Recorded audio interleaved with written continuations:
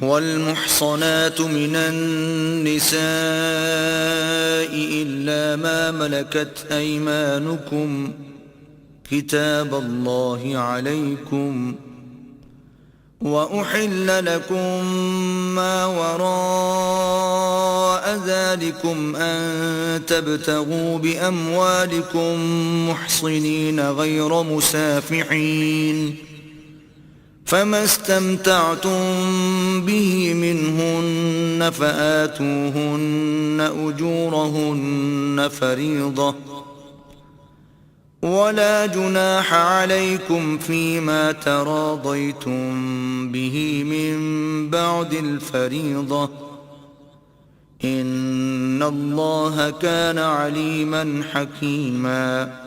اور شوہر والی عورتیں بھی تم پر حرام ہیں مگر وہ جو اسیر ہو کر لونڈیوں کے طور پر تمہارے قبضے میں آ جائیں۔ یہ حکم اللہ نے تم کو لکھ دیا ہے، اور ان محرمات کے سوا اور عورتیں تم کو حلال ہیں، اس طرح سے کہ مال خرچ کر کے ان سے نکاح کر لو، بشرطے کہ نکاح سے مقصود عفت قائم رکھنا ہو، نہ شہوت رانی۔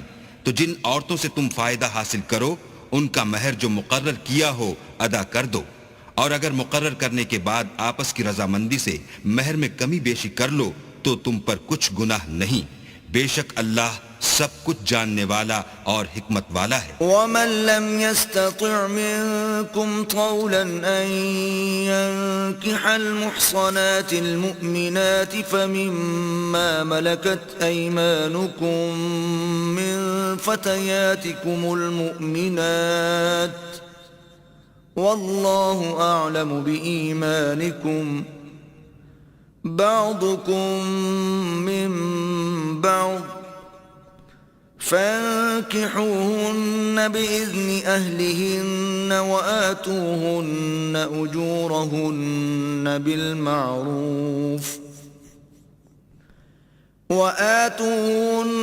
أجورهن بالمعروف محصنات غير مسافحات ولا متخذات أخدان فإذا أحصن فإن أتين بفاحشة فعليهن نصف ما على المحصنات من العذاب ذلك لمن خشي العنة منكم وأن تصبروا خير لكم والله غفور رحيم۔ اور جو شخص تم میں سے مومن آزاد عورتوں یعنی بیویوں سے نکاح کرنے کا مقدور نہ رکھے تو مومن لونڈیوں ہی سے جو تمہارے قبضے میں آ گئی ہوں نکاح کر لے، اور اللہ تمہارے ایمان کو اچھی طرح جانتا ہے۔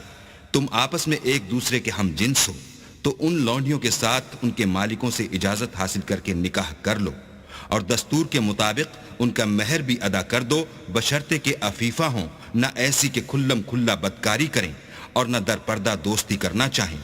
پھر اگر نکاح میں آ کر بدکاری کا ارتکاب کر بیٹھیں تو جو سزا آزاد عورتوں یعنی بیویوں کے لیے ہے اس کی آدھی ان کو دی جائے۔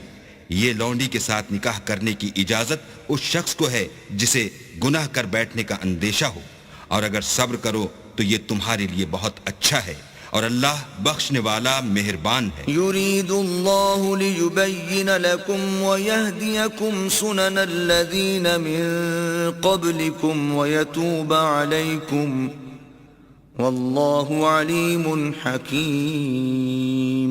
اللہ چاہتا ہے کہ اپنی آیتیں تم سے کھول کھول کر بیان فرمائے اور تم کو اگلے لوگوں کے طریقے بتائے اور تم پر مہربانی کرے، اور اللہ جاننے والا اور حکمت والا ہے۔ والله يريد أن يتوب عليكم ويريد الذين يتبعون الشهوات أن تميلوا ميلا عظيما۔